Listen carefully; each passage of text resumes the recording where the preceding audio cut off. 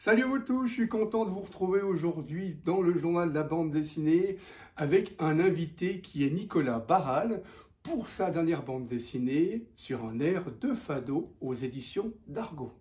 Nicolas Barral, bonjour. Bonjour. C'est un grand plaisir de vous rencontrer. Le plaisir est partagé. C'est vrai que ça fait des années que je fais de la bande dessinée. Et ma première question, d'où vous vient cette passion pour le dessin? Alors, je pense que, comme beaucoup d'enfants, j'ai toujours dessiné, mais là où la plupart des gamins s'arrêtent de dessiner, peut-être parce que voilà, ils se mettent à avoir un regard critique sur ce qu'ils font. Moi, j'ai continué, et je pense que j'ai continué parce que j'aimais me raconter des histoires.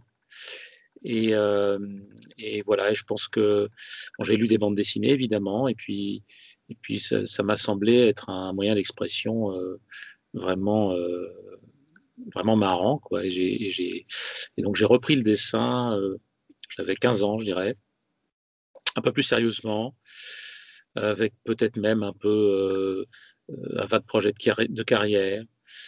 Ça correspond à peu près à l'époque où je me suis un peu fâché avec l'école. Et voilà, et donc le dessin a été un peu ma planche de salut, on va dire. Et si je ne me trompe pas, vous avez fait vos débuts chez Fil Glacial?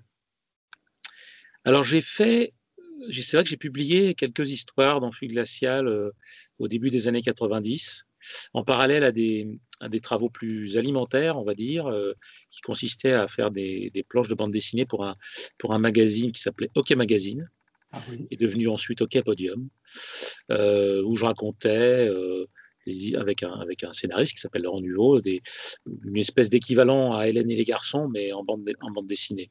Donc voilà, ça correspond à la période où j'ai commencé à gagner ma vie avec le dessin. Et après, il y a 3 albums qui sont sortis chez Delcourt avec Les Ailes de plomb, avec Christophe Gibelin.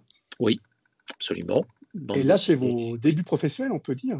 Alors là, oui, enfin, c'est un peu après, on va dire, l'entrée de plein pied, effectivement, enfin, c'est le rêve d'enfance qui se réalise, quoi. Mhm. C'est-à-dire, on reçoit son premier album édité, imprimé. Ça correspond d'ailleurs à la naissance de mon fils, donc ça a été une année très riche en émotions.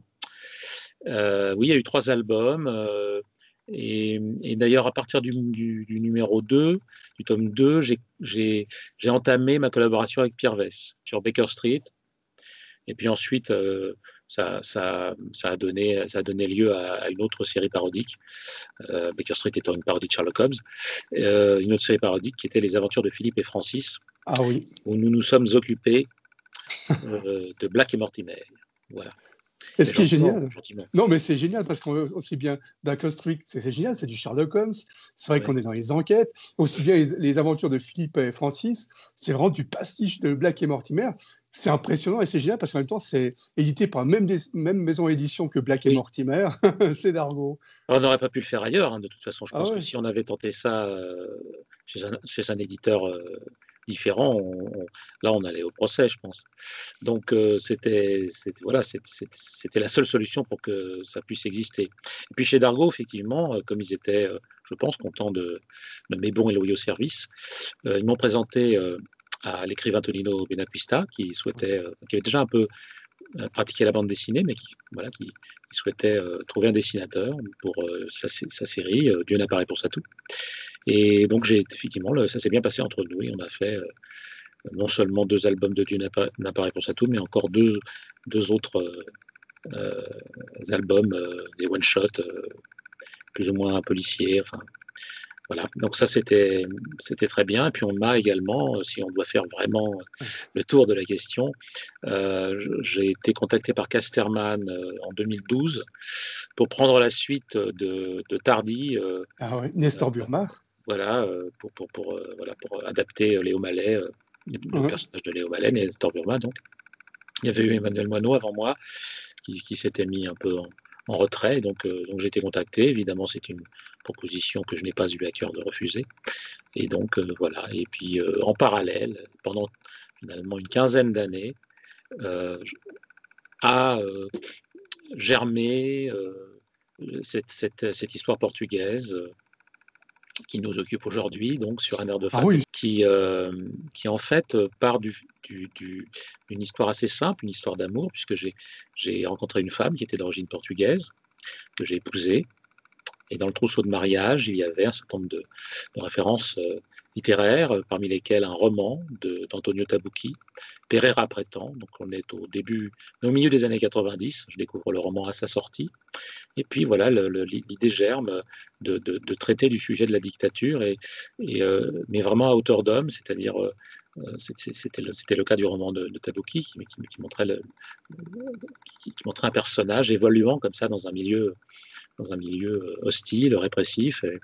Et ça m'a amené à m'interroger en fait sur ce que je ferais moi si j'étais confronté à une situation comme celle-là, si mon pays devenait une dictature. Quelle attitude j'aurais? Est-ce que je serais un héros? On a tous envie de le croire, hein, qu'on serait un héros, mais ce n'est pas forcément aussi évident que ça. Et puis ceux qui finalement ne prennent pas position, voilà, qui restent dans une forme de neutralité, est-ce que ce sont forcément des salauds? Est-ce qu'il faut juger les gens qui ne s'engagent pas dans la lutte contre la dictature? Voilà, donc j'ai posé comme ça un certain nombre j'ai posé cette problématique, j'ai inventé un personnage de médecin, Fernando Paes, dont je raconte la lente, je dirais, le lent éveil à la longue entrée en résistance. Voilà. mais en même temps, c'est impressionnant parce que le docteur Fernando Paes, ça veut dire qu'en même temps, il ne veut pas trop aller de l'avant, c'est-à-dire en même temps, il veut protéger les gens qu'il aime.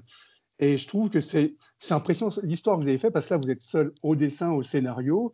Et pour moi, c'est une belle claque cet album, parce qu'en même temps, aussi bien pour les enfants que les adultes, tout le monde apprend en fait la part sombre du Portugal, en fait, que pas tout le monde savait. C'est ça qui est impressionnant par rapport à ça. Oui, c'est vrai. Alors, on a tous en mémoire, en tout cas, on a tous entendu parler de la Révolution des œillères, ce qui est Oui. 1974, au mois d'avril, le renversement du régime de Salazar par ceux qu'on a appelés les capitaines d'avril. Donc ça, on l'a à peu près en tête. Mais finalement, l'histoire de cette dictature qui a duré 48 ans, hein, en fait, elle est assez peu connue. Les Portugais eux-mêmes, évidemment, connaissent l'histoire, mais en parlent peu, parce que ce n'est pas un moment très joyeux. Et voilà, et donc j'ai commencé à prendre des notes en 2005, et j'ai commencé à réaliser l'album seulement en 2015, mais c'était un temps de maturation nécessaire, d'abord parce que je ne disposais pas de tous les éléments historiques, en fait, un certain nombre d'ouvrages sur lesquels je me suis appuyé, pour ne pas dire de bêtises, n'étaient pas parus en 2005, donc de ce point de vue-là, c'était bien d'attendre, parce que je pense que j'ai pu enrichir mon récit. Et puis j'ai attendu d'avoir la maturité aussi nécessaire, alors on va dire d'avoir les capacités techniques, mais donc ça j'ai acquis ça au fur et à mesure, hein. C'est-à-dire que quand j'adapte Léo Mallet d'une certaine manière, ça me met le pied à l'étrier. Et puis j'ai oublié d'en parler tout à l'heure, mais j'ai aussi scénarisé quelques albums pour la Maison Dupuis, Ah oui, avec Olivier Taduc. voilà, la série Mon Pépé est un fantôme, donc Ouais. ça m'a servi un peu de galop d'essai, si je puis dire. Donc il y avait la question de la maturité technique à acquérir, et puis il y avait aussi la question de la maturité tout court, c'est-à-dire que je pense que si j'avais démarré le récit, en fait, au moment où je m'y mets un peu sérieusement, on sort d'un deuxième tour de la présidentielle en France, qui a vu le candidat d'extrême droite arriver au deuxième tour, avec un score auquel on ne s'attend pas, enfin on ne s'attendait pas. Donc c'est un peu en réaction que j'ai eu envie d'écrire cette histoire. Et si j'avais fait à chaud, je pense que j'aurais été beaucoup plus manichéen. Et en fait, ce que je trouvais intéressant, c'était de ne pas juger un peu trop hâtivement les gens qui, sous le régime de Salazar, n'ont pas pris position. Je crois qu'il est difficile d'être un héros. Je pense que ça peut être long de le devenir. Je crois probablement que les circonstances peuvent à un moment donné faire de vous un héros. Et voilà, cette maturation était probablement nécessaire pour aboutir à cet album qui, semble-t-il, effectivement, comment dire, est apprécié. Ah oui, c'est un vrai petit bijou. Hein. Et voilà, mais voilà, ça ne se fait pas tout seul. Il faut. Mon personnage a finalement une une lente maturation et ben voilà, j'étais raccord avec mon personnage. Il m'a fallu du temps pour trouver le ton, pour réunir la documentation et surtout trouver l'angle qui ensuite fait que les choses peuvent finalement se mettre en place assez simplement. Et moi, ce que j'ai beaucoup aimé dans votre histoire, c'est le petit Joao. Et Oui, c'est vrai que c'est génial parce que c'est un peu le Gavroche de la bande dessinée. Ça veut dire qu'on le retrouve, c'est le deuxième fil conducteur de l'aventure. Et oui, c'est vrai que moi, quand je l'ai lu, j'ai pensé un peu à un Gavroche, c'est-à-dire que c'est le petit garçon des rues, en même temps qui plaisante avec la politique, c'est-à-dire que c'est lui qui reprend un peu en dérision. Ça nous casse, c'est-à-dire qu'on est pris dans l'aventure, en même temps, il y a un petit côté qui nous fait rire. Et je trouve que c'est très important parce qu'en même temps, on a les deux tranches d'âge. oui. Alors le personnage du petit garçon, oui, je sais, je pense que je, alors j'ai parlé de mon fils tout à l'heure. C'est vrai que j'avais envie de parler de l'enfance. Euh, il y a un certain nombre de films comme ça. Me vient à l'esprit Les 400 coups de François Truffaut. Euh, il y avait, je pense que les enfants sont les sacrifiés de ces périodes-là. Euh, quand on est sous un régime comme celui de Salazar, on est empêché d'être un enfant tout à fait normal. Enfin, je pense qu'on grandit plus vite quand on est comme ça, quand on subit un stress, hein, comme celui de vivre dans un régime comme ça autoritaire. Et donc je voulais traiter de ça. Et oui, vous avez raison, c'est finalement un point d'entrée euh, qui permet, qui probablement peut permettre à un public jeune de lire cet album. Et je voulais faire un album pour adultes, en fait, mais aussi pour aider les enfants à grandir.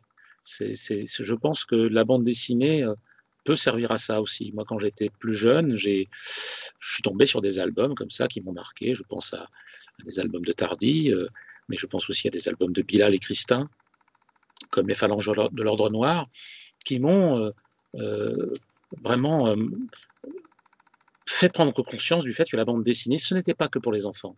Voilà, ça pouvait être sérieux, ça pouvait avoir un arrière-plan historique, ça pouvait faire réfléchir. Et donc oui, cet enfant, voilà, me permet probablement de m'adresser aussi aux jeunes. Et pour moi, cet album est tellement bien réalisé, aussi bien dessin que scénario, sur un air de fado. Est-ce qu'on peut une fois l'imaginer sur un film ou bien soit d'un coup un téléfilm pour la télévision? Alors ça ne dépend pas de moi. Ouais. Quand on signe un contrat d'édition, en général, il est assorti d'un contrat de cession de droits audiovisuels. Donc là, c'est un peu entre les mains de Dargaud. Hein. Il y a un département qui s'occupe de ça chez Dargaud, Mediatoon, pour le citer. Et j'espère, oui, j'espère qu'un producteur va avoir envie de s'emparer du sujet. Voilà, que ce soit en France ou au Portugal, parce que l'album est sorti aussi au Portugal. Je tenais beaucoup à ça. Je pensais pas forcément que ça se fasse aussi vite, mais en fait, en l'occurrence, les deux éditions sont sorties en même temps, et même avec un peu d'avance au Portugal, puisque le journal Publico a proposé l'album à ses lecteurs en supplément, en avant-première, au mois de novembre, alors que l'album est sorti au mois de janvier en France. Donc j'ai trouvé ça marrant. Finalement, ce n'était que justice que cette histoire qui finalement parle du Portugal concerne en avant-première les Portugais. Et ma dernière question, Oui. là, en fait, là, on vous retrouve au dessin, au scénario. Est-ce que ça vous a donné envie en fait, de refaire un hot shot comme ça, ou bien une nouvelle série, de dire je fais le dessin et le scénario en même temps? Oui, absolument. On y prend goût. On y prend goût. J'ai très envie, en fait, de donner une suite à cette histoire. Ce n'était pas prémédité, hein, c'est-à-dire que quand j'ai conçu l'histoire au départ, c'était un one-shot. Je ne prévoyais pas de suite, mais en fait, il se trouve qu'ayant refermé, ayant tourné cette page, mes personnages ont continué de vivre en moi. Et c'est vrai que je les quitte à la fin de l'album sur une fin finalement ouverte. Et donc, j'ai commencé à prendre des notes pour une suite. J'ai Alors pour l'instant, j'en ai pas parlé très sérieusement avec mon éditeur, parce qu'on attend un peu de voir finalement l'accueil de l'album auprès du public, puisque c'est un peu ça qui va déclencher les choses. Hein. Mais voilà, si le public répond présent, ben oui, j'ai très envie de continuer parce que ça a été un bonheur parce que quand on travaille seul, on n'a pas de. Enfin, les négociations entre le scénariste et le dessinateur sont assez simples. Super. Je vous remercie beaucoup d'avoir accordé du temps. Ben, je vous en prie. Et puis au plaisir de se rencontrer une fois en live. Ben, mais très volontiers. Ah oui. Merci beaucoup. Au revoir. Merci, au revoir. I won't take you far away inside.